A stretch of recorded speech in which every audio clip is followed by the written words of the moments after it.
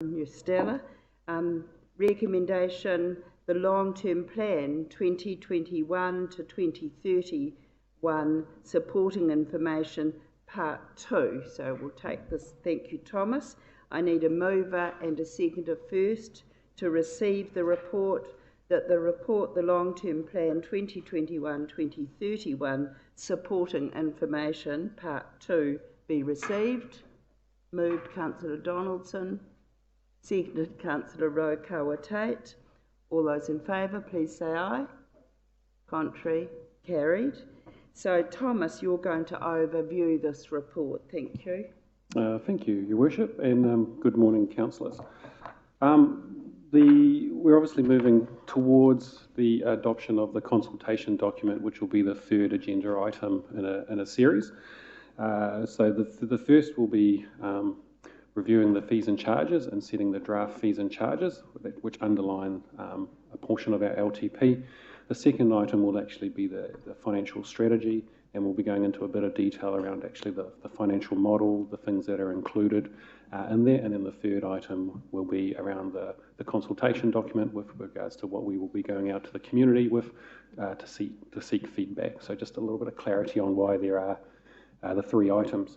With regards to the fees and charges, so Council's revenue and financing policy determines the sources of funding for our activities, and in a way determines who benefits, who exacerbates, and therefore who should pay. There are a number of our activities that are supported by a mix of either fees and charges and rates revenue. And what we've done as part of the LTP process is there's been identified that post-COVID, in particular around some of those activities, were not compliant with the percentages of revenue that we were expecting to get from fees and charges. So the organisation has gone in and looked at those and has identified opportunities around where some charges need to increase to ensure that those percentages are met based on our funding policies. There's a number of those listed there in here, and I appreciate there's some quite detailed spreadsheets that are attached. You can see that there's a diverse range of activities that are driving our fees and charges, and there's also a diverse range of proposed increases that we're looking to get feedback on as well.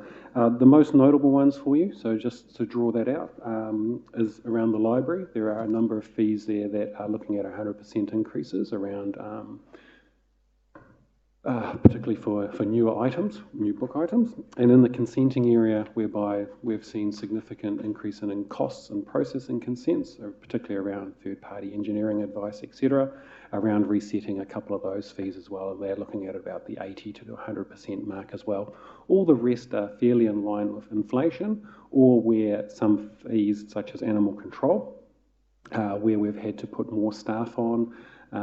We've significantly upgraded the pound, as an example.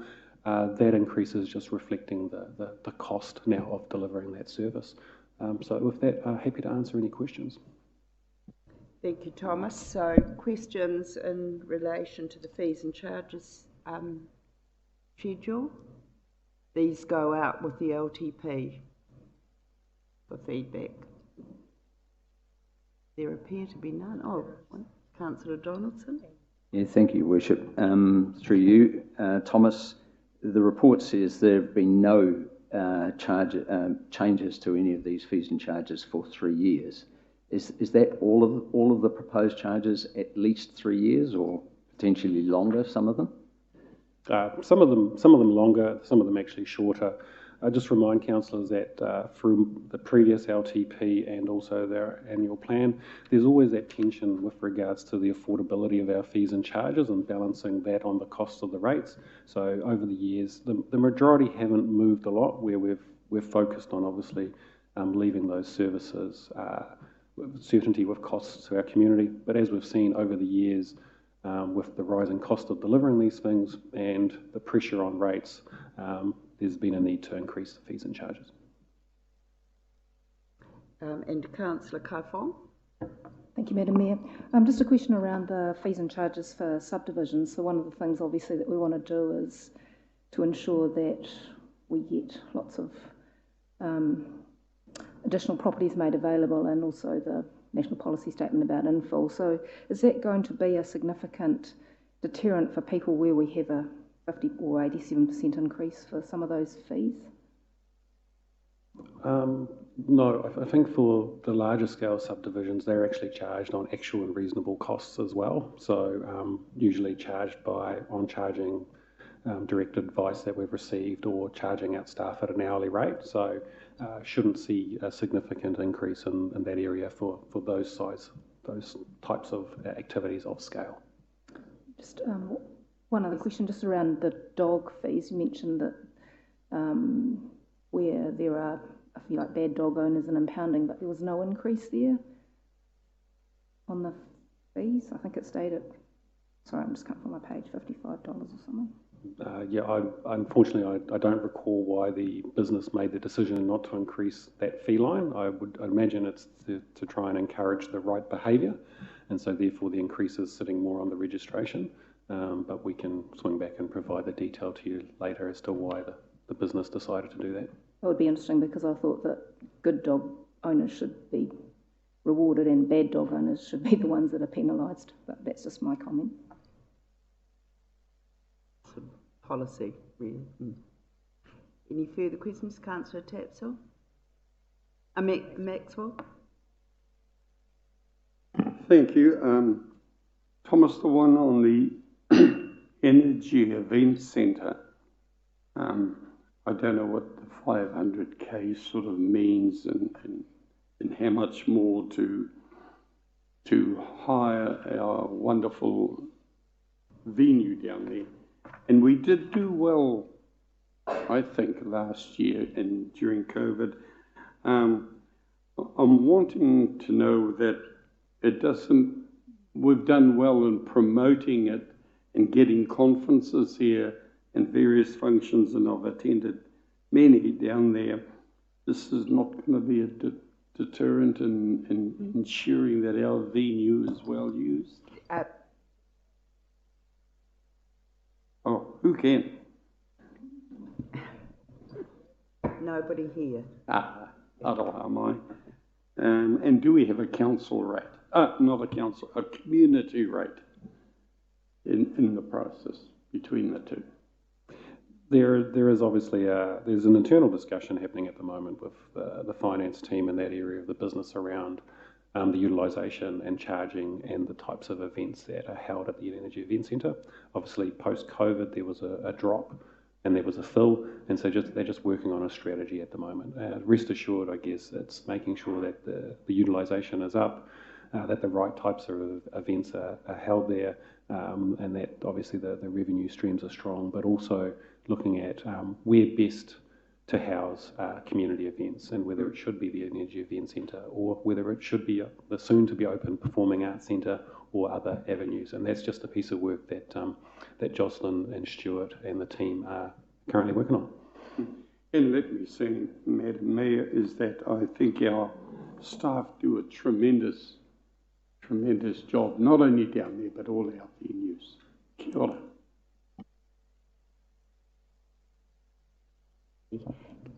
Councillor McPherson? Thank you. Through you, Chair. I noticed on the bottom of page 14, a funding gap of 2.74 was identified with an existing policy. And at the top of 14, page 14, the biggest component there is an increase in planning costs of 1.3 million. That's about half that gap. What's the background to that planning recosting of 1.3 million? The majority of that, Councillor, as I said before, is around making sure that we do fully recover our costs where it is appropriate. And in some cases, on some of those smaller planning items, we are seeing obviously the fees having to increase by close to 100% on a small number of those. That is the strategy around how to close that gap. Yes, it could be. You also recall at the moment that from our current financial performance, that area of our business is actually far exceeding its budget. So we're confident, therefore, with regards to how it's currently operating, with the proposed changes, and ensuring that at all times for the larger subdivisions that we are recovering all the costs associated with that we will close that gap quite comfortably. Good. That your second part of your answer preempts my second question, so thank you very much, Chair.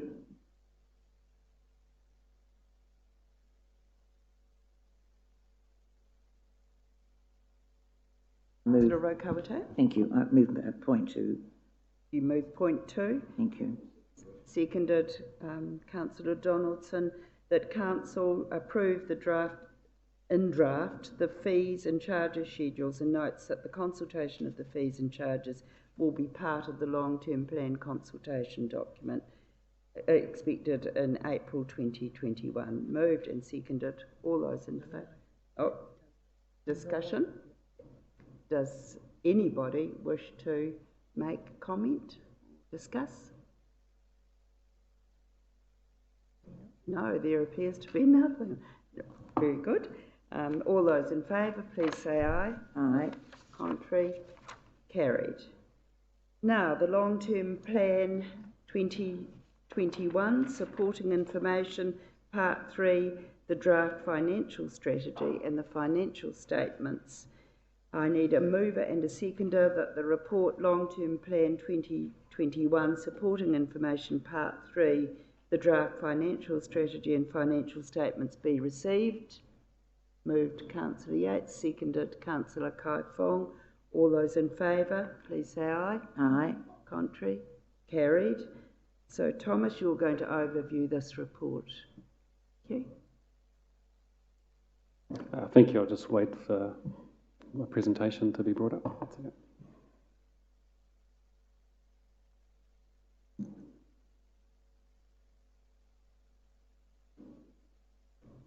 And there's the mahi.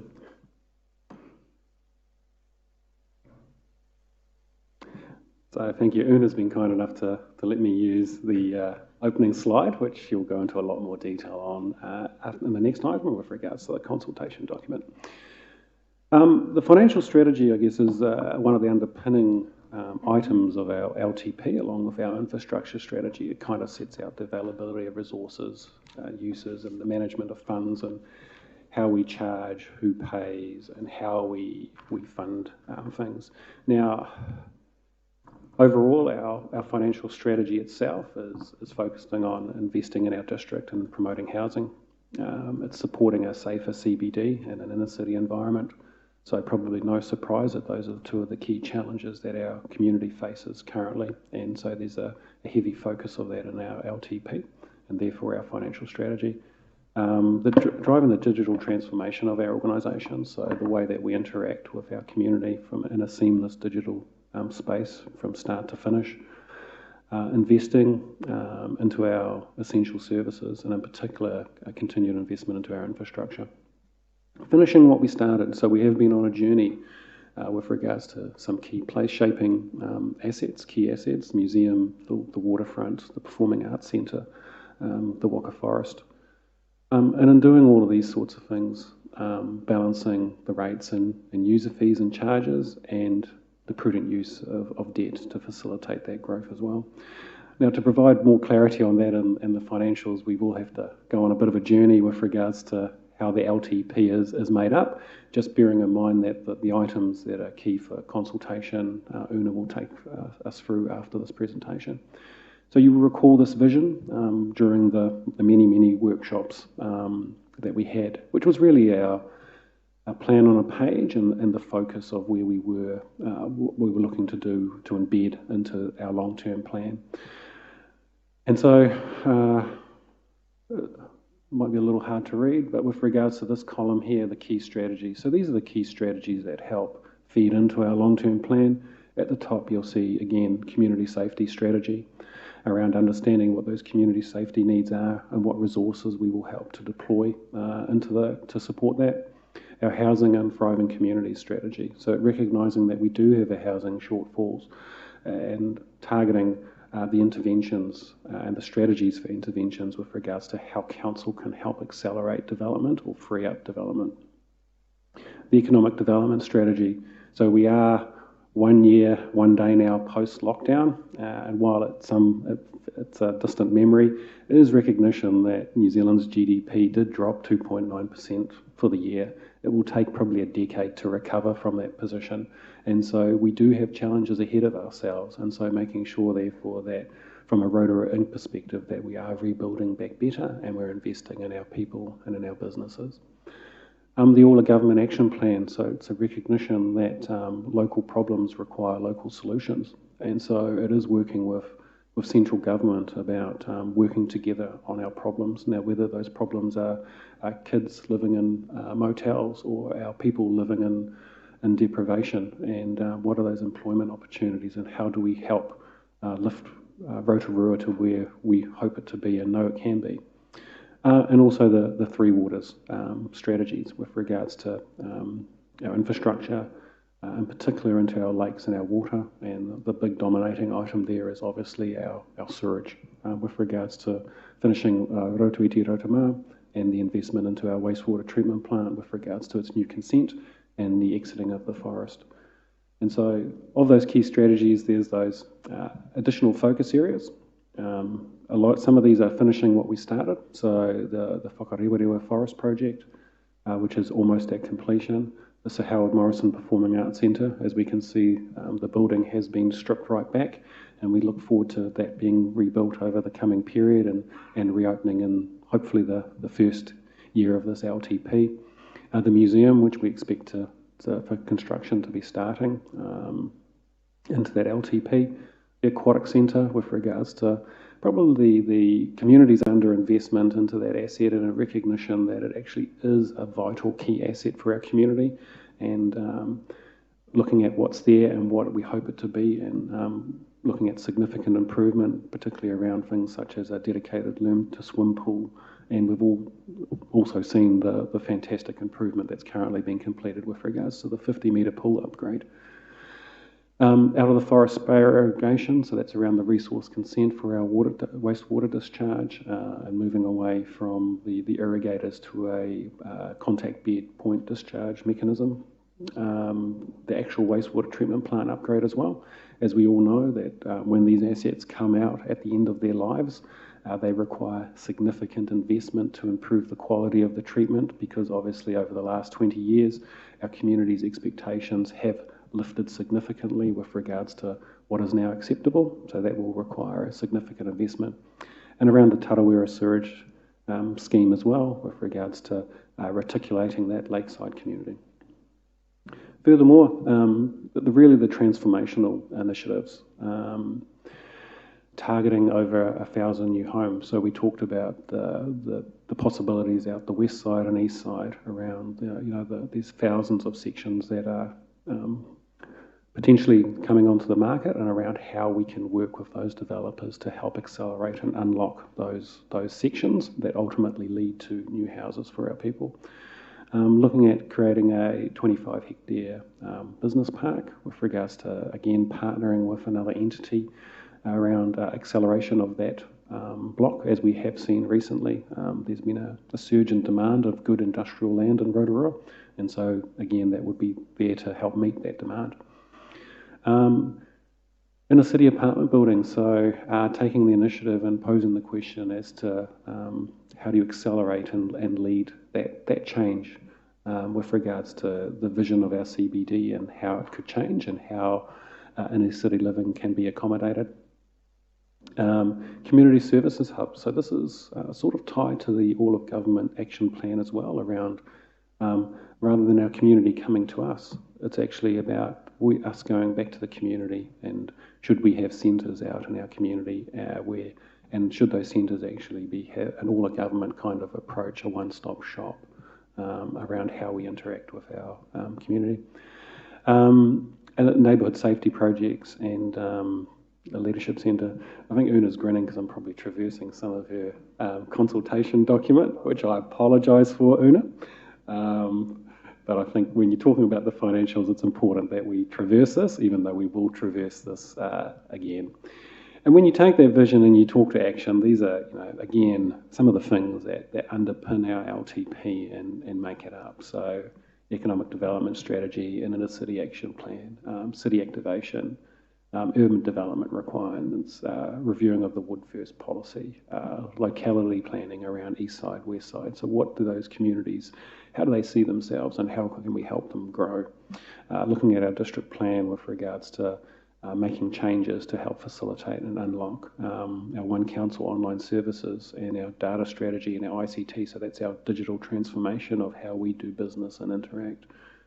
Again, finishing those projects that we talked about, and then from a transformation perspective, again, covered those off. So these are some of those key strategies that really underpin the LTP. So the financial strategy itself, so a rates increase, it is being proposed at 9.2% for year one. So there should be no surprise with regards to the key challenges and the investment that we're looking to put into those, that if the community is wanting us to intervene and help solve those problems, then actually there is a cost attached to that. And so that 9.2 really therefore reflects that level of investment. In saying that, over the rest of the life of the LTP, there's an average rate increase proposed of about 3.88%. And that's again on the back of the investment back into our community, in particular into our assets, and making sure that we are looking after those assets. From an external funding perspective, we're still very successful with regards to applying and receiving external subsidies to help fund some of our key projects. And so over the life of the plan, there is $180 million built in. There's still a little bit of uncertainty around a couple of the projects where we still haven't gone out yet and sought funds, such as like the aquatic centre development, but overall a lot of those are locked in. The capital investment themselves, so the infrastructure program, you'll recall our current 10-year LTP has an investment of about 450 to 480 million over that 10 years. So we are seeing a significant uplift into our capital investment. The bulk of that by and far is into our infrastructure, and we talked previously about the 60 million plus that's needed to help support growth as well. And so that's reflected into that capital investment. And to help fund that, debt will need to increase by about 180 million over that 10 years, still within our debt limit, still leaves us a buffer to be able to respond. And as it says there, it peaks at about 240% by year 6 of the LTP. Debt will peak by about year 6 of the LTP. Yeah, my apologies, Your Worship. So a little bit of detail again around the capital works program. So we've classified this as finishing what we started, LOS, which is levels of service improvement. So for those that are not aware of our terminology, level of service is where we have an asset already and it has a capacity and it delivers a service, and we look to improve it and grow it. Whereas the renewal is just looking after our existing assets like for like. And then growth is obviously infrastructure investment that helps support growth. No real surprise that there is a significant front-end loading with regards to our capital investment that is off the back of the lakefront, the museum, the Performing Arts Centre, finishing the Waka Forest, Rotoiti Rotama, the wastewater treatment plant consenting upgrade. Those are all things that are sitting in the now. These are all things that we're having to deal with, and so therefore sit right at the front of this LTP. In typical fashion, our assets are critical, as we know, and we go through a process with regards to creating asset management plans for all of our assets, and our asset management plans roll up into an infrastructure strategy. From a funding perspective, once again, and we've been very consistent with this for the last 6 years, renewals are not up for debate as to whether they are funded or not. They are funded, and they are funded from operational revenues, and so what that ensures is that we put that investment back into looking after our existing assets, and that we're not looking at sweating our assets. Now, obviously, we have an historical challenge that's there, and this helps go towards part of that, but there is still a little bit of a historical challenge that we're working through. And so what it is made up of, as you'll see, is 31% of the total spend is finishing what we started, so dominated by the wastewater treatment plant, the museum, Tarawera sewage scheme, aquatic centre, the lakefront, the performing arts centre, finishing Rotorua, the Whakarewerua forest, and the skate park.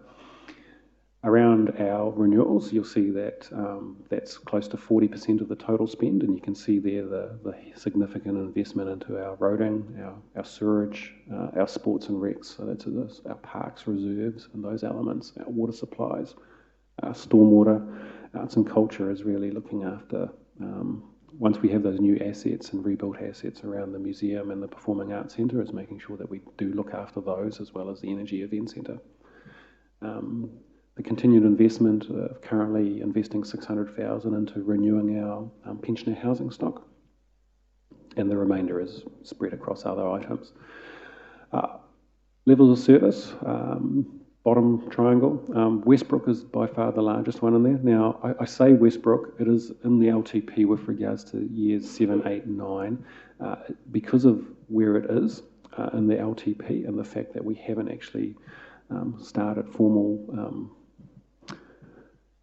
engagement with our community on the final proposal. It's not going to be a discussion with regards to this LTP. It'll be very likely it'll either be separate consultation after this LTP or the cornerstone discussion in the next LTP. And that's obviously up for your discretion.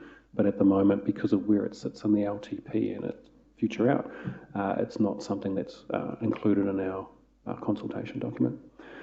Improving our roading, our economic recovery fund. So you'll recall last annual plan, we set aside 29 million, 9 million in the current year and 20 million in year one of the LTP with regards to helping support our community through its economic recovery.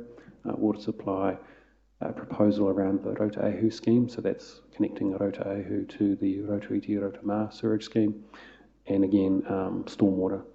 And so what you can see therefore is it's a significant level of investment into our infrastructure and into our place-shaping assets. And I'll just reiterate again that the renewal program itself is fully funded from operating expenditure, and the growth and the level of service items are generally funded from a mixture of debt and external funding.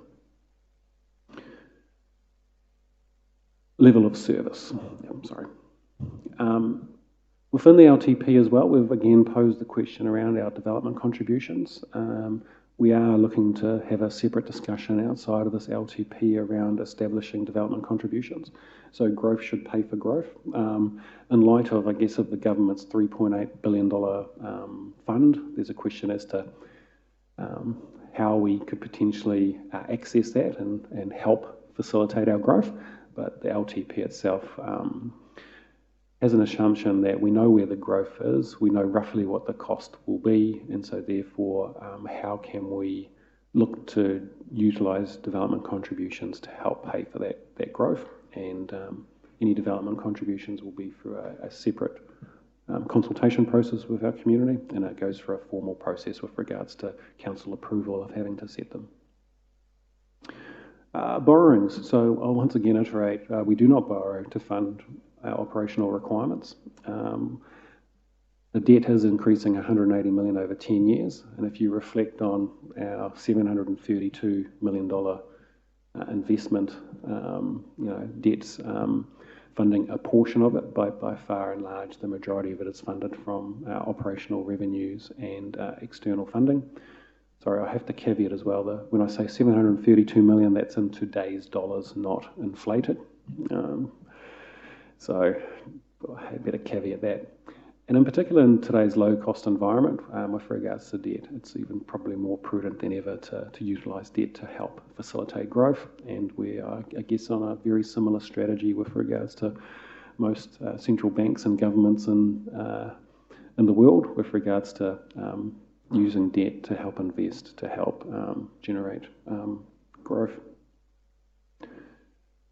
So how is that debt made up of? Just to give you a little bit of an insight, the majority of the debt increase does sit at the first part of the LTP, so no surprise that it's tied to the things like the museum, the performing arts centre, the recovery projects, the aquatic centre, the lakefront, the wastewater treatment plant upgrade, and stormwater. In that middle portion again, it's the balance of the wastewater treatment plant upgrade. It is a significant investment that will span a number of years. And then further out, the only real item that would draw on debt is Westbrook. And as I said again, separate consultation and more work to go into that space. But we did have to put a placeholder into our 10-year financials with regards to what we think we may do at that point. Sources of funding, how our revenues split. So you'll see in year one, rates makes up about 55% of our total revenues. We have got a significant portion of our revenues from some subsidies that are supporting those key capital projects. And over the remainder of the LTP, that percentage actually changes. So we become more reliant on our rates revenues, very similar to how we have been in the past. And that's as a number of those big projects that are receiving external support come to completion.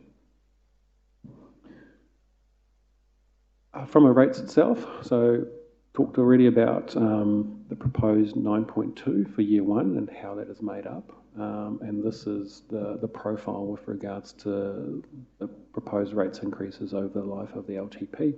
And as I said before, it averages out to about 3.8%. It is off the back of a significant investment into our key priorities, particularly around housing challenges and inner city, city safety problems. And so in summary, the rates themselves have been increased and balanced with the change in the user fees and charges. We've considered, and obviously we're prudently applying debt, as we showed before, around key infrastructural assets, key assets that are really important to our community. There's been a significant investment into housing and development infrastructure, in particular, $732 million in today's dollars investment proposed over the next 10 years into looking after our infrastructure and growing our infrastructure. A comprehensive renewal and maintenance program. So once again, renewals and looking after our assets is a priority and is funded from operational revenues. We're finishing what we started, and we're also doing a significant investment into our digital transformation and how our organisation interacts with our community. With that, any questions? Piece of work. Thank you, Thomas, for that presentation. And now we'll go to questions first for clarification from councillors. Councillor McPherson. Thank you, Chair. Through you. This material will be placed online. It's a lot to digest very, very quickly, and I'd welcome the chance to be able to go through it systematically. So how soon will it be available online? Well, yeah, Una will answer that. Thank you. Yeah. Yep. So the next item for elected members to consider is the adoption of the consultation document. Alongside the consultation document, all the supporting information that has been provided to you in the last couple of SPNF meetings and today is also made available. Should you adopt the consultation document, we are envisioning a go-live date of the 30th of March for engagement, and all of this information will be publicly available at that time. Supplementary, if I may. There was an analysis last annual plan and previous annual plans which laid out the impact by group, by band, value of homes and so forth. Can you fill in that for me, please? Thanks. Yeah, so unfortunately, Councillor, we went through a significant amount of detail in a workshop about a month ago where we looked at the options and so forth. I haven't traversed it in this item because the sample ratepayers actually is included into the consultation document, which will be into the next item. But because of the heavy discussion that we have had and leadership provided to me, I haven't traversed it again. Thomas, would you just like to clarify the point that this isn't an annual plan? Just if you give the overview about the long-term plan. You're going to do that, righto? We are crossing over. Yeah. Good. We'll leave it for you. Any other questions? Madam Chair, if you could just put up that last slide again, but just the one that the summary one. Thank you. I just wanted to have another look at it because everything up there we've been discussing over the last wee while, so it's not new. But there was just something that it was about the community safety one, and we're trying to get a good handle on that. So thank you very much, and thank you for Thomas for the work that you've put in, not only today in briefing us, but certainly over the last few months, so that we can come up to speed. Thank you. Yeah. I think the only thing I might add, Your Worship, is we have had confirmation from Fitch Rating that our credit rating has been reaffirmed, so we remain at AA minus. And this was actually part of that review, as they actually did review our draft LTP. So obviously they're very comfortable from their perspective around the fiscal prudence of our LTP and reaffirming our credit rating. When did we get that news, Thomas? It snuck through the other night, overnight. They sneak it in an email. So we go through a process and then we wait for them to release it. Yeah. That's big news. Yep. Councillor Maxwell? Can we keep that slide up there? I like the way the second to last bullet point there, finish what we started. I'm pleased that we as a council decided to, this time last year, it was the beginning of COVID, and there were calls for stop this project, stop that one. But I'm glad that that's a strong point that's going out there. Finish what we started. Thank you. I do think we're crossing over into the consultation document and the messages in the so this is the financial strategy, the whole package for the LTP, but we'll have more discussion, I'm sure, open discussion when we look at the consultation document next. Any further questions of Thomas?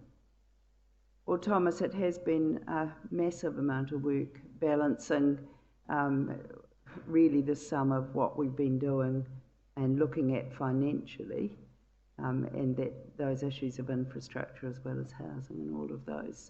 Thank you for reflecting that in the financial strategy today. And I think we'll hold our discussion for the next phase when we get into the consultation document. Did you have a question, Councillor Yates? Yes. To move.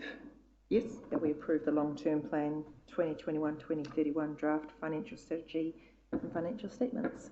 Okay, do I have a seconder? Councillor Donaldson. All those in favour, please say aye. Contrary? Actually, as councillors, we are elected to make decisions, Councillor McPherson, really being all for or against. This is a pivotal decision. I understand that, Your Worship, but as I indicated, there's a number of aspects of this financial plan, some assumptions that I'd really want to think through, and so therefore in such a context I can't support, but on the other hand I'm not against the thrust of the arguments, and I do appreciate the work that's gone into it. But at this particular moment, I can't vote for it, so therefore I exercise my right to abstain. Thank you. Councillor Yates, you wish to speak? I just would like to comment on moving this motion and acknowledge Thomas and all the team that have worked and provided for our workshops, of which we've had many, to bring us up to speed on this. And actually we do have all of that information in our folders. So kia ora koutou, Thomas and the financial team for that. I think the other remark is that when we're elected representatives, we have the privilege actually of seeking clarification from the Chief Financial Officer, our key staff, about aspects that you are concerned about as councillors. And I do recommend that you use those options because this work has been going since November. So many of us have had to go and ask, what does this mean about our infrastructure investment? And we've exercised the privilege of being elected members to do that, to help us make decisions at the council table. And that's what we're elected to do. So I'll put the motion again. All in favour, please say aye. Contrary? We'll note Councillor McPherson abstains. The motion is carried. We move now to the adoption of the consultation document. I need a mover and a seconder to receive the report, that the report Long-Term Plan 2021 adoption of consultation document be received. Moved Councillor Donaldson, seconded Councillor Rotorua Tate. All those in favour, please say aye. Contrary? Carried. Thank you. And Una, you're not wearing a t-shirt, Una. I will be wearing my mahi t-shirt once adoption has happened. So I must say, could I just say, it's a very beautiful message that accompanies this consultation document. Tēnā tātou katoa. Mayor and elected members, today's purpose of this presentation, of which Thomas and myself will run a little bit of a tag team upon, is ultimately to look at adopting the consultation document in order that a public feedback session can commence.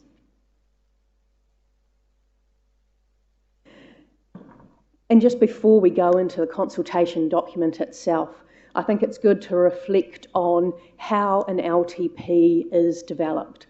And you will recall right from the onset of the LTP journey, we looked at the guiding principles that underpin the development of a long-term plan.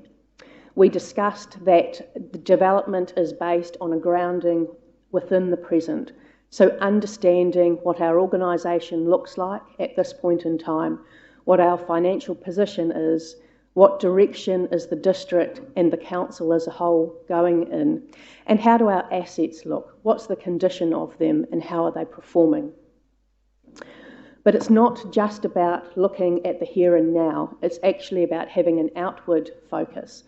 It's being aware and cognizant of all the influences, challenges and drivers from the world around us, and we've had plenty of those within the last year.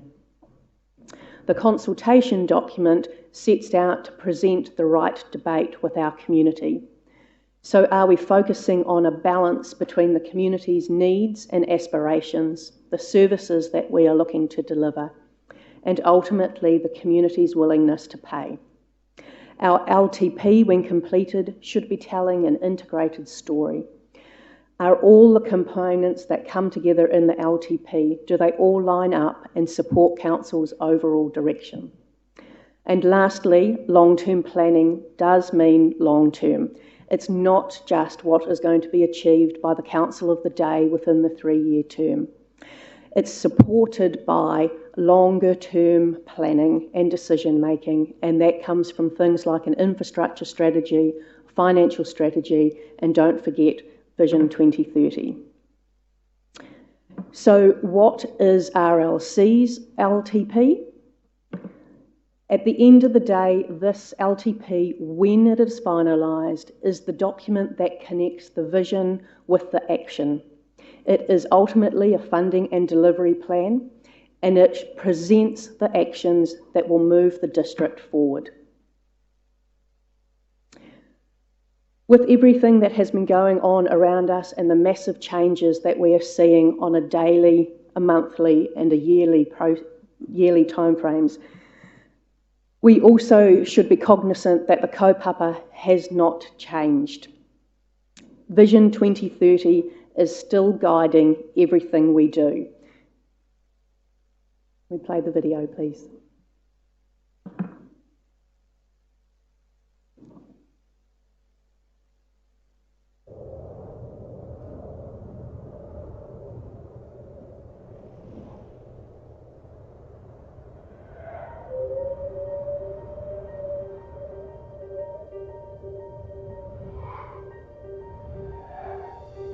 Koinei tō tātou kainga. This is our home.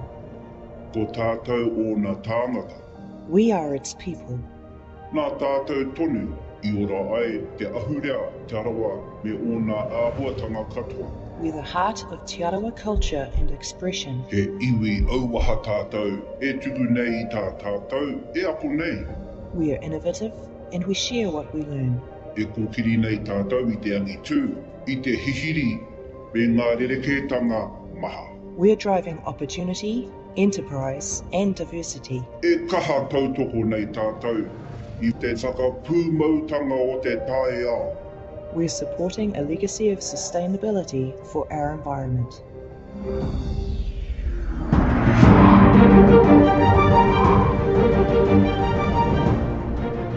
We value the land, lakes, and our environment, and we plan to ensure sustainable growth without compromising the taonga that make our place special.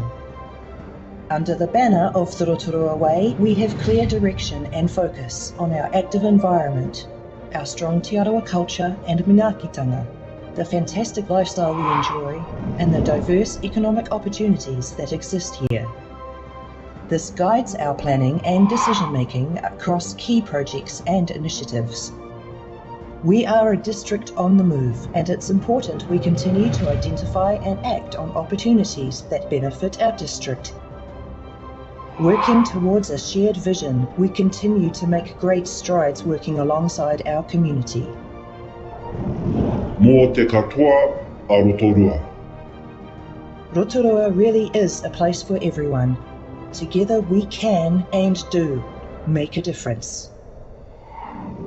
Tātou, tātou. We together.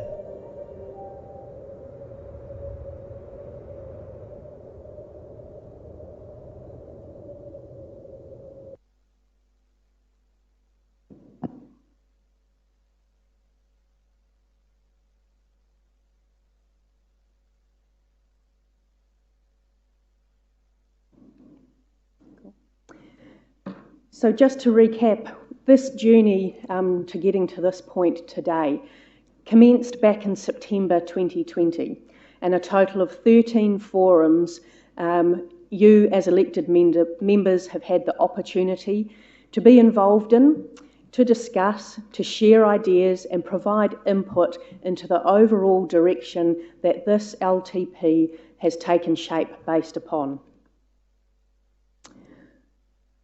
Council's key priorities were set following the 2019 elections, and ongoing conversations with the community and of listening to what has been said now underpins this consultation document.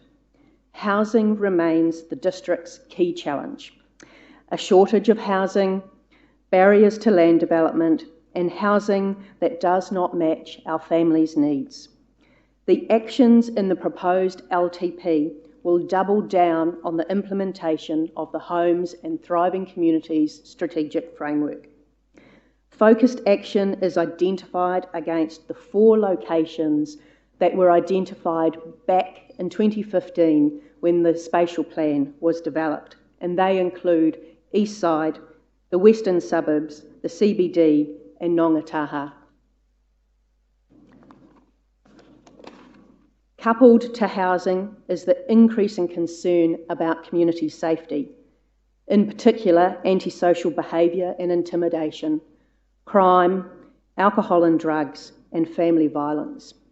An action identified in the Homes and Thriving Communities strategic framework was the development of a community safety plan. Council have delivered a draft community safety plan which will be consulted on within this LTP with the community. And in addition to that, there will be a conversation which seeks to look at support for an additional $500,000 a year to help implement the initiatives within the safety plan.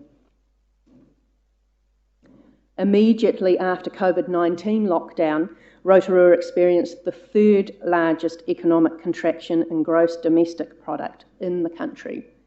Our tourism sector has been decimated, jobs have disappeared, and our businesses have struggled to stay afloat. This compounded existing challenges like our employment choices, the minimum wage and unemployment. Council responded with a $29 million economic recovery fund plus a $1 million community resilience fund. Council have also drafted an economic development strategy and sets to address both short-term needs for economic recovery and longer-term economic development. Finalising the economic development strategy will see 3 action plans to address the short and long-term challenges for our destination, for forestry and for business.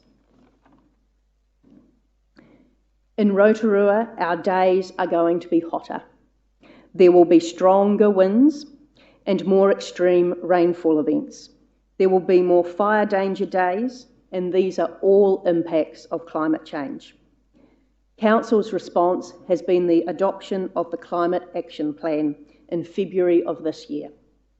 It is the blueprint for combating climate change in the district, and delivery of these actions will be most seen and apparent through the delivery of the infrastructure strategy as we strengthen the district's resilience to meet the climate challenges, and in particular how we aim at designing and our specifications of our infrastructure, which will aim to mitigate the impacts of climate change.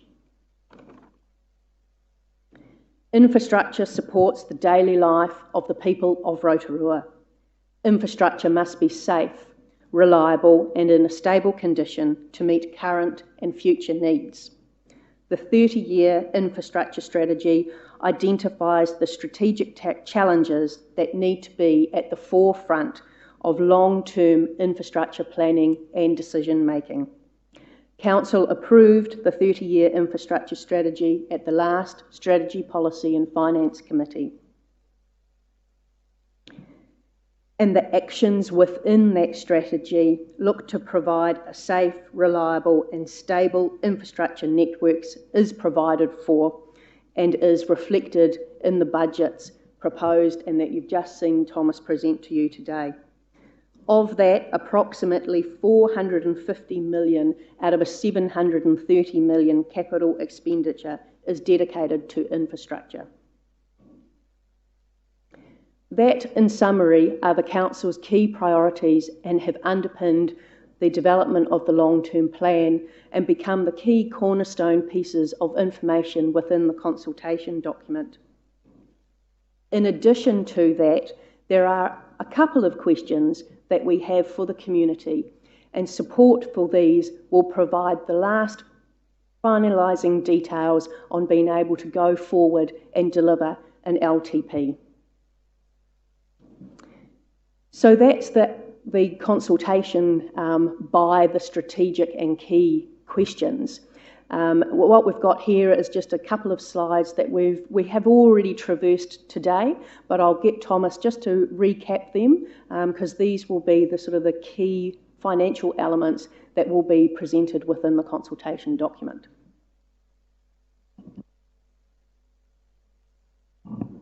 Thanks, Una. So once again, councillors, underpinning $732 million program of work. I already covered a lot of detail onto that. With regards to our debt position, again, utilising debt to help facilitate growth and to support our community. We will be taking on $180 million of additional debt to help support that $730 million program of work. But with regards to the metrics that we are held to account to with regards to the affordability and prudent use of debt, we are well within those limits, and we also maintain a buffer to be able to respond to our future challenges. The proposed rates increase, again, a proposed 9.2, with an average increase across the rest of the LTP of 3.75. The 9.2 really is supporting those key challenges around our housing and in particular our city safety challenges that we have, as well as our infrastructure, and so therefore reflects the cost of responding to those challenges to our community. Underpinning the rates though is we have gone through a district-wide revaluation, and as we've talked to before, there was a significant change in that. There was a $5 billion increase overall to our district's value, so it went from $17 billion to $22 billion. Unfortunately, that increase wasn't shared equally across all types of buildings, and what we did see was a significant increase into our residential area. and in particular into what would we consider the lower band value properties. Businesses overall held and retained, but again, really strong demand reflected in the revaluation increases for good industrial land. And so what the challenge we have here is that when we take these revaluation changes and apply them to our existing rates and then how our proposed rates falls, it caused some concerns with regards to where the incidence of rates fell. And so we are therefore posing the question and using the opportunity to reduce the UAGC to help spread the burden of our rates. And you'll recall, as part of those that were here for the funding review, and over the last 3 to 6 years, we have been on a pathway towards continually reducing our UAGC, and by doing that we move from a regressive type of tax where we have more fixed charges to a more progressive type of tax whereby the general rate falls predominantly more on capital value, and the underlying basis of our rating and taxation is that the higher the capital value, the higher the means people have to pay, which is again very similar to income tax. And so we are looking to utilise the UAGC to help with affordability and some distribution challenges.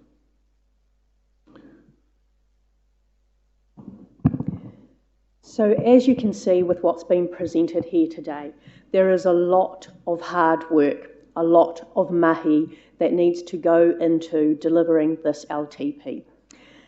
This plan that is in front of you today in the form of a consultation document, once approved, take out for feedback, can't be delivered in isolation.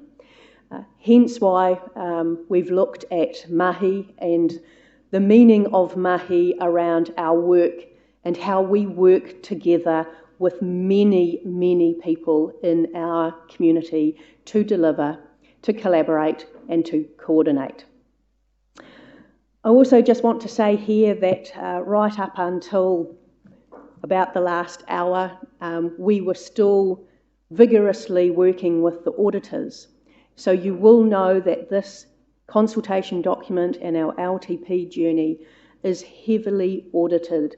Everything we do is scrutinised, and we do not get an audit opinion unless we have delivered and they are satisfied with everything provided to them. In Thomas's hand is the copy of the audit opinion, which we've managed to print off. In adopting the CD, that audit opinion then will be added to our consultation document. It was hoped the auditors were going to be here. I did tell them about 11 o'clock and then sent messages to say we're ahead of time. Unfortunately, it looks like they may get here and have missed the whole conversation on our consultation document. In adopting the CD, we will embark on a month-long engagement period, and this is the opportunity for the community to have their say. And we make it as easy as we possibly can for everybody to have an opportunity. We are strongly urging people to go online and to use the Let's Talk engagement platform to provide feedback. But you can also fill out a feedback form, and as long as that's returned to Council by the 30th of April, all written information and submission is received. People do like to comment and make suggestions on Council's Facebook page, and these comments and suggestions will be considered. However, we can't use this as kind of formal feedback because you can't always guarantee that someone on Facebook is not a robot or anything like that.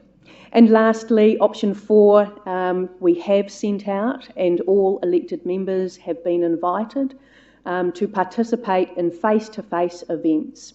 These events are where community can come in and either talk with you about a specific issue or action related in the CD, or actually discuss and talk with you about every issue presented in the CD.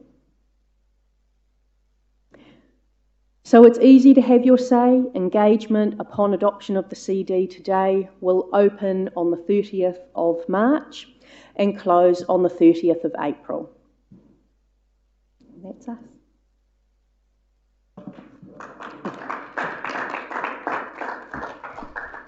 Thank you, Una and Thomas and the whole team. This has been a massive amount of work over the last 7 months that's built to this consultation document that we now take out to the community. So we'll open now, I won't make comment yet, but we'll open for points of clarification or questions from councillors. I've got one to start. Just the Let's Talk. Do we get a lot of pick-up on that as a means of people communicating with us? Yes, we do, and it's a platform that is growing all the time. I think people are definitely in that more digital space where they're comfortable providing feedback. The Let's Talk platform provides an opportunity to break down the messages into sort of bite-sized pieces of information that community members can either interact specifically with one item or multiple items. And it's a tool that gives us a number of different ways of communicating as well. So sometimes there might be a survey, other times it's direct response. So we've got a lot of opportunities within that as a platform, and people are using it, and uptake is increasing. Thank you, Una. Councillor Donaldson. Thank you, Worship. I've enjoyed reading this and had a really thorough read of the consultation document. So again, congratulations, Thomas and Una, and your teams. The one missing piece of the puzzle is sitting over there in Thomas's hands, the audit opinion. Do we get to see that? Are there any surprises? That's what I'd like to know. Thank you. For your worship, it's again one of those examples whereby we receive it once you actually formally sign off the CD. It's a unqualified opinion, which means it's a clean opinion. However, it does draw the reader's attention to two matters of emphasis. One is that our LTP and consultation document makes no reference to the Three Waters reform that's currently being proposed by government. We had very clear instructions not to include any assumptions on the Three Waters, so we are very consistent with regards to what it is, and every council is having that matter of emphasis. And there was a second one whereby the OAG wanted a little bit more clarity on where council was going to seek external funding for Westbrook into the future, and the aquatic centre, and as we explained to them that those are still items into the future where the proposals are still being worked through, so we can't give you clarity on who we're going to target, so they've just drawn their attention of the reader to that. Other than that, that is a clear opinion, and the audit itself was a fairly smooth process, considering it is, and just congratulations to Una and her team for, again, a wonderful job of helping put this together. Yes, thank you for that answer, Thomas, and look, I agree with you regarding the where we're going to seek alternative or additional funds. We've always done that. We've always set aspirational targets to achieve, and pretty much we've achieved them or overachieved, so that's good to hear. Thank you. And I think a comment too, there's always a line in the sand, because we can get excited about that housing accelerant fund, but we've got no idea the criteria for applying and where that might fit into an LTP to help us get these houses built. Any other questions? Councillor Rotorua? Yes, thank you, Madam Chair. Yes, thank you, Una. We did attend most of the 13 forums, and I have to say from time to time it was a jolly drag, but however, we got there, and I'm grateful for that, because of the, when you see it up there and going out in the information and the consultation document, you know why we had to put the effort in to attend, because we'll be attending some of the information sessions out there with the community, so we've got to be able to talk about what's in the document and obviously support it as well. But the video was actually very, very good. And I loved it, and I presume that's actually going to go up, if it's not already, but go up as soon as we approve, is that right? Because it really, it just is about the future. We didn't pull our heads in last year. It's about the future, but it's more so, it's about our mokopuna. And that's what I loved about it. So I just hope that's going to go up. Thank you. So I'll just make a comment on that one. We actually have had vision video for a little while now. We created that for the Fridays event that you'll recall that we held last year. And then we have been sitting on it, I must say, and I think now is definitely the time to make sure that that is widely used within our community. And I would just like to acknowledge Sally, who is sitting up behind us, as the creator of that wonderful piece of work. And a comment on that for those that are sitting and listening in today. We all attended, many of us attended the Fridays and said, why don't we put that video then out into the public domain? And you gave us the assurance then, Una, that it will have future use. And it tells 1,000 stories, really, about where we found ourselves post-COVID. Well, it wasn't post-COVID, it was after we came out of lockdown and that Build Back Better. The staff's response to that day was amazing, and seeing this as a product that we now share with the community is really fantastic, and it's what we haven't had before with our last long-term plan. Yeah. Any other questions? Yes, Councillor Maxwell. Thank you, Madam Mayor. Congratulations, Una and Thomas and Sally and the creative team doing the mahi and putting it out there for not only us to see, but our community. Let me commend the presentation, and really what I was pleased about was of the 13 workshops I attended, I think about 12, which was tremendous. And it was important to be there because you were able to encapsulate that into, how long was the video for? 10 minutes? Something like that. And so a question I had was, so when we have the public, some of those meetings, will that be presented to on the night?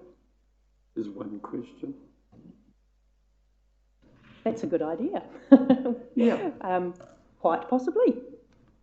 Well, I think it should be, because it shows done in-house. Also, it's our mahi to be out there. But I hope the community responds positively to what has been done. Thank you. Any other questions for clarification? No, there appear to be none. So we move now to a mover and a seconder that the Council approve the long-term plan 2021-2031 consultation document for the purpose of public consultation. You're moving, Councillor Maxwell, seconded Councillor Yates. All those in favour, please say aye. Contrary? Carried. And now we move to a round of discussion. Yeah. Well, that's for the long term, to take it out to public consultation. So discussion now, do any councillors wish to have their say on this document, on the suite of the, not the previous financial strategy, because that's been brought into this consultation document? Well, yes, Councillor Donaldson, and then I certainly want to say something. Thank you, Worship. I think sometimes when you seek to move forward and look forward, you sometimes need to look back. And in the forums, one of the factors central to my thinking was 24 Stats NZ predicted New Zealand would have a population of 5 million by the year 2050. And of course, we all know that arrived 30 years early in 2020. So it's no surprise that parts of the country, and that includes us, have significant infrastructure deficits, housing deficits, and so on. And so I think this is a visionary long-term plan. It seeks to confront Look, we were at a forum last night where a leader of an economic development agency said with Brand NZ Inc. flying as high as it does, in another decade, so the life of this long-term plan, we should have a population of 10 million. That was his prediction. And so we need to be prepared for that, and we need to have everything in place for the growth we know that's coming. I think there's 1 million Kiwis who want to return here overseas, sitting overseas. How many of those will come to this district? And we know, the problems we have already accommodating what we have here now. So it's great news, Thomas, both the audit opinion and great news that this consultation document, this proposed long-term plan, retains our Fitch rating. We're looking at significantly lifting our debt to fund these big challenges ahead of us, particularly the big infrastructure challenges with the wastewater treatment plant. And now is a good time to be borrowing funds, but also the credit rating gives us extra advantage in that space. So I'm absolutely delighted with what we're taking out as a comprehensive plan to address the issues for Rotorua going forward for the next 10 years. So I'm fully in support. Thank you, Joyce. Well, Councillor Rotorua. Thank you, Madam Chair. I'll just be brief, but I want to say that I believe that this consultation document actually signals to our community leadership. I mean, this is, we're operating right now in a climate of change. It's brought to Rotorua, as it has to the rest of our country, real challenges. But what this does signal is that we do have a vision for Rotorua. Our LTP, we've got things in there, projects in there that people have, our community have in the past said to us that these were very important projects. They want to see them completed. Of course, we've got new works in there as well. So it's a document that actually reflects a vision. It does reflect that we are solutions focused, but it does also reflect that we have the courage to actually do what is required. We cannot shrink ourselves back to success. We cannot shrink ourselves back to an economy, the growing economy that we had before. We have got to do what we have to do, and what this does signal is that we're up for it, and it's courageous leadership. So I'm fully in support of this. I have to say that there will be so many people in our community that will be looking for a document that they can see themselves and their families reflected in the future, and that's what it's about. So I actually wholeheartedly support it. Kia ora. Thank you. And welcome to our auditors. We've had a rapid move through the financial strategy, and we're at the discussion of the draft consultation document. Welcome to the table. I won't put it on you just yet. We'll finish having our say about the consultation document, but also thank you for the audit opinion that Thomas has tabled and the issues around the audit opinion. I'll let you speak at the end. All right? We'd love to hear from you, and thank you for coming in today. It's fantastic to have you here, and we were also pretty thrilled about the Fitch rating that's come in. But we've got some big challenges ahead. Councillor Yates. O tira, through you, Madam Chair, me mihi ka tika kia koutou una, koutou koto hunga, koto ohu, I whakapua wai I tēnei o ngā rautaki, o ngā mahere mahi mō tātou katoa. So on behalf of iwi, actually, I'd like to acknowledge everything that you've contributed to in there. As a first-time councillor here at the Rotorua Lakes Council, the learning curve has been steep, but it has been extremely valuable, and that comes back to, as Merepeka and David both said, and Uncle Trev, the extensive work that was put into our workshops that we attended. I see mokopuna decisions throughout everything, every corner, every facet of the CD.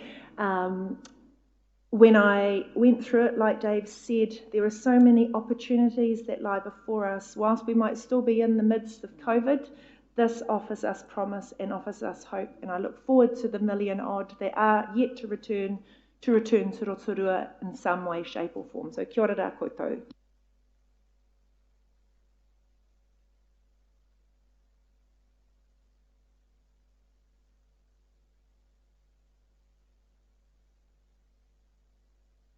you must be exhausted. This is the culmination, actually, of Build Back Better last year, when we were in that dreadful COVID environment, which was challenging, and you can see the impact on our community 1 year and 1 day later. But the way that you worked together then as an executive team to keep connected and then come out with some formative documents about our way forward that built on our 2030 vision and then started to challenge us to take it out even further to 2050 was our challenge when we got around the council table eventually, and also all of those workshops that I really did enjoy, because that's the challenging time when we get challenged as political representatives, including Te Tato and our community boards who are here today, about what is fair and balanced for our community. How much tolerance is there in our community for how we're going to face the challenges ahead? And you've encapsulated it beautifully in the video that we've seen. We'll show you later. It's beautiful. And you'll note the T-shirts too. You might get a gift of a T-shirt before you leave today. But for me, this has been a long time coming. And we've seen and felt the concerns in our community. We've heard our community. We've heard it, all of us, as elected members. But until we developed and adopted this document today, we couldn't actually say what we'd planned to go out in this transformational approach. As Councillor Rotorua Tate said, it takes leadership. And I want to thank all of those around the table who helped support the framing of what we're taking out today. The 5 areas I think need some comment, and I do want to mention them, because there is a level of unrest in our community, there's a level of anxiety and concern. And the first is about housing and thriving communities. And we said once, homes that meet need, but we realise now with the growth, and we've had the growth acknowledged in our previous LTP and done the spatial plan, that we really must take direct action as a council to deliver more homes and really grow our thriving communities and take away those barriers that we're hearing for those that want to develop our land. So this document actually encapsulates the options of how we propose to achieve that. I also want to mention about community safety. And it's been very difficult with some of the debate going on that actually we've all heard and we've all felt. We're all elected members. We all walk the streets of our town. And I do like the partnership approach that is proposed in this LTP here with Te Arawa, our police and our key stakeholders to improve community safety. This had to be a very high priority. If our reputation continued to go on a burning platform as it is, especially about our mothers and children, we had to make sure that we address community safety. And I like the fact that we've factored in to this plan that 500,000 to give teeth to our community safety plan. Economic development, Councillor Donaldson's referred to that, but we needed that Build Back Better approach to what are the economic development opportunities that we need to move into, and also what are we going to do about our inner city, what are we going to do about our forestry plans, and what are our plans for opening up our land for development. They are the economic development opportunities that we're now taking out to our community with the adoption of this consultation document. The one that has been most vexing to us all, and he looks absolutely exhausted as our poor infrastructure lead here, because underpinning every bit of this about community safety, about economic development, about infrastructure, and about climate change sits infrastructure. And actually, an infrastructure and underinvestment that needs to be boosted. And I'm pleased to see a substantial component of this, 424 million, is in this consultation document that we're taking out to renew and upgrade our infrastructure, that we know we had the floods. We've seen the impact of climate change there. What we're doing with wastewater, roading, stormwater, and our water supply. So we had to address that major issue about infrastructure, and also having the last key area of climate change, which again brought us back to infrastructure, brought us back to the sort of homes that our people are living in, the sort of communities that we want to build and link and join together. So this is a fantastic, and it's a very bold, and it is transformational. You put up the plan in a page in the financial strategy, Thomas, and you had one box with transformational. This entire long-term plan consultation is transformational. We have got to lift our community's hopes and our community's desires that we live in a place that we all love and cherish. And that's why we're making these mokopuna decisions today. So it is huge.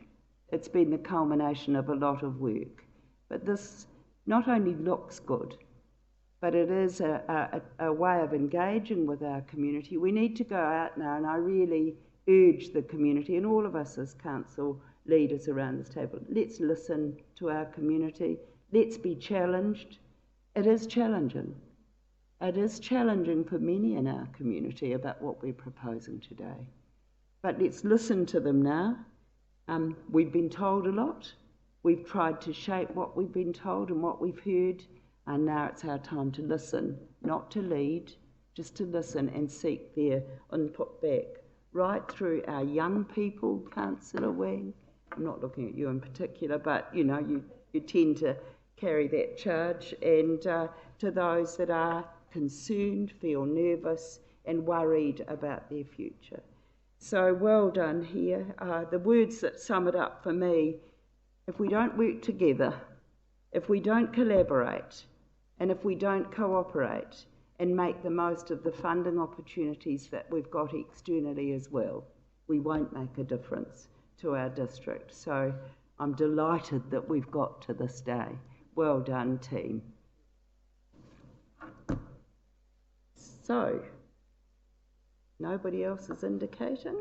So I'm going to put the motion now that the Council approve the long-term plan 2021-2031 for the purpose of public consultation. And we'll let the auditors speak before I put the motion, because they might have a question. This motion has been sort of held on for a while. I can see it. Tēnā koutou katoa, Your Worship, councillors, ladies and gentlemen, ladies. Thank you very much for the opportunity to be here today. We appreciate coming to your adoption meetings and talk to you, and of course get you to ask us questions.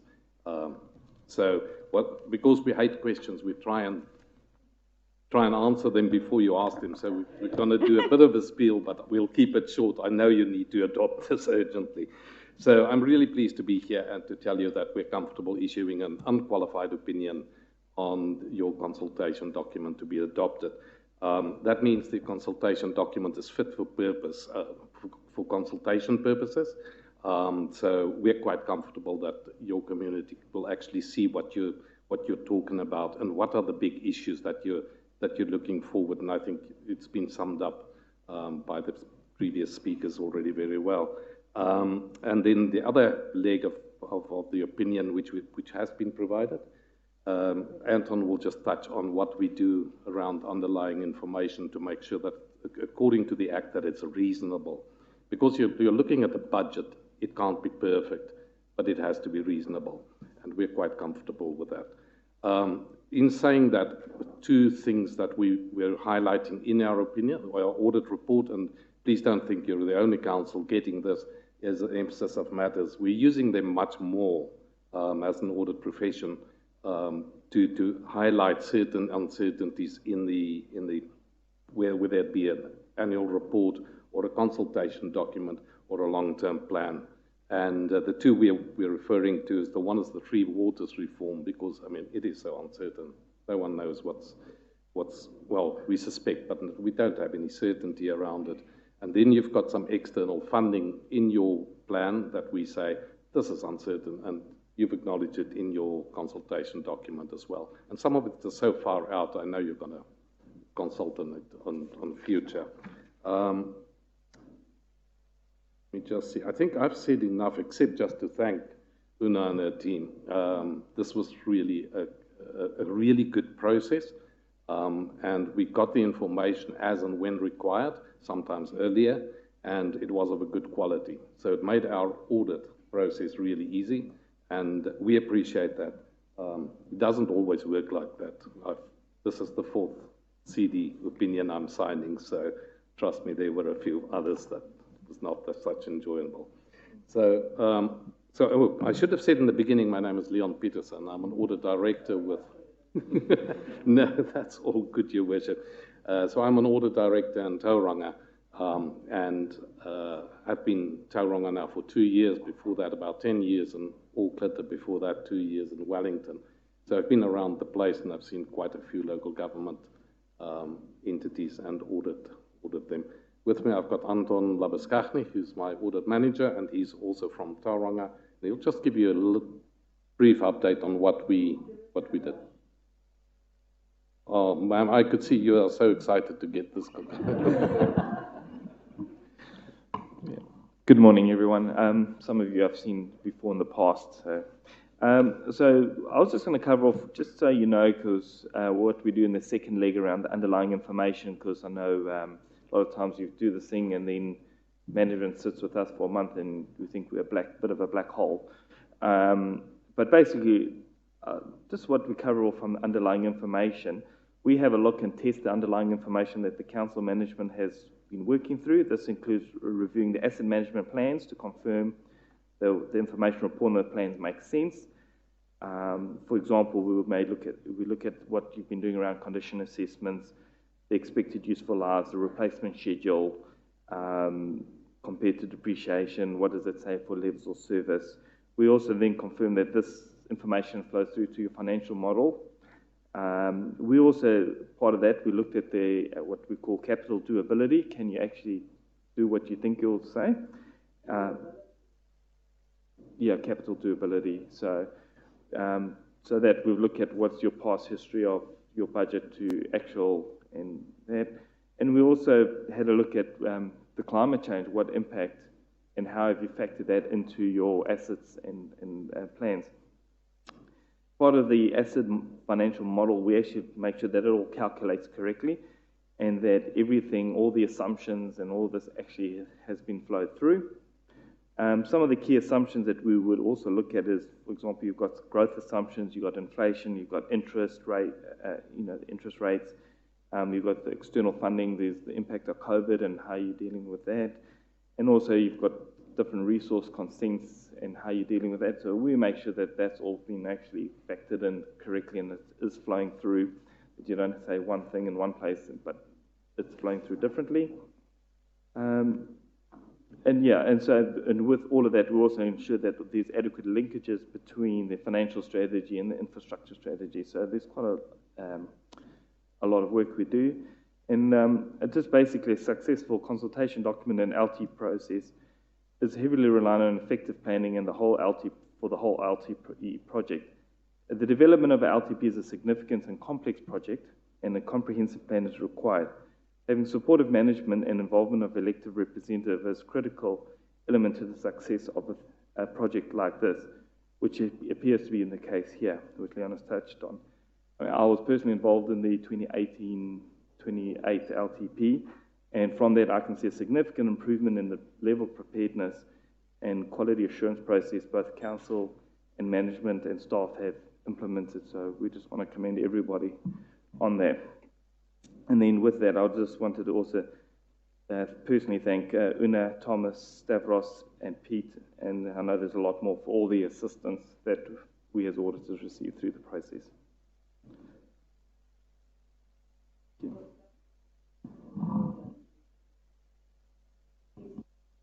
think they're very important to us because we don't have our auditors come before us very often. So the opportunity for questions. Madam Chair, it's just the point that you mentioned in the CD around the three waters, and I'm surprised that you actually have made a comment on that in your opinion, because we as elected, we're having a session tomorrow on that from DIA, and we would have been making assumptions if we had included that in our document. So I'm just a little bit surprised. So would it have been, you think it would have been appropriate even at this very, very early stage to have included something? Is that correct? Thank you, Councillor. Yes, you have already included in the consultation document a piece around the three waters reform, which we expect in all consultation documents. But because of the uncertainty, because decisions haven't been made, and that's why we refer to it in our audit report. I suppose I'll just ask a question about, this is an amazing balancing act really, financially, about where you decide to invest in managing the growth and then the infrastructure required for growth, which is part of that housing plan, as well as managing the financial strategy and affordability. In your view, did we get that balance right? Yes, ma'am. If you look at your balanced budget approach and the principles around that, as well as prudence and everything, if we had any concerns throughout the plan, we would have issued a qualified opinion. The fact that we say we're comfortable with the underlying information as well as the consultation document itself means that through our audit process, taking into account this is a budget, this is a looking forward. It is not an annual report, which is much easier to audit because it's something that happened. This is looking forward. So this is a challenging audit as well. But in short, yes, no, we're comfortable. Councillor McPherson, I'm glad you asked a question. This is a rare opportunity. I'll set that observation to one side and focus on the question that I've got for the auditors through you. Yes. Thank you. The question I've got is, did you in your role as auditors consider the affordability of rates to ratepayers? Thank you.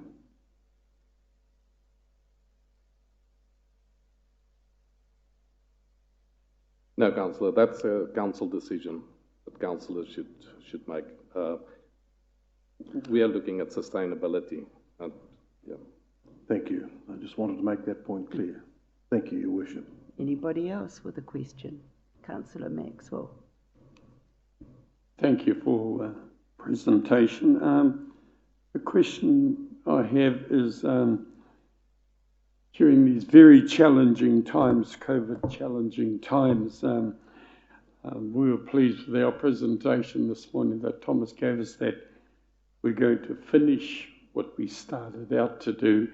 I just thought I'd like to hear from you, what are your views on this, that nothing deterred, when I say deterred us, nothing, we did have some people in the community who'd want us to sit on our hands and don't do anything, but we decided we're going to continue through, and it's going to, we look upon it as something for the future that we feel strongly about.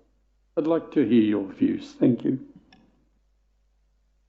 Councillor, that's not covered by my audit opinion, but what I can say is your approach of, you started something in the 2018 LTP and you're continuing with it, that's a decision for council. And that is for ratepayers to now come back to you on your consultation document and say, yeah, we agree with you, or no, you're sitting dismissed.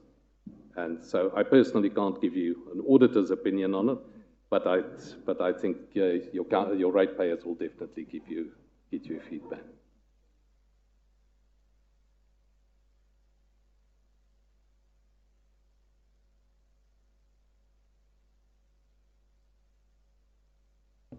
Sorry. I'm now going to put the motion that Council approve the long-term plan 2021-2031 consultation document for the purpose of public consultation. All those in favour, please say aye. Aye. Contrary? Carried. And well done.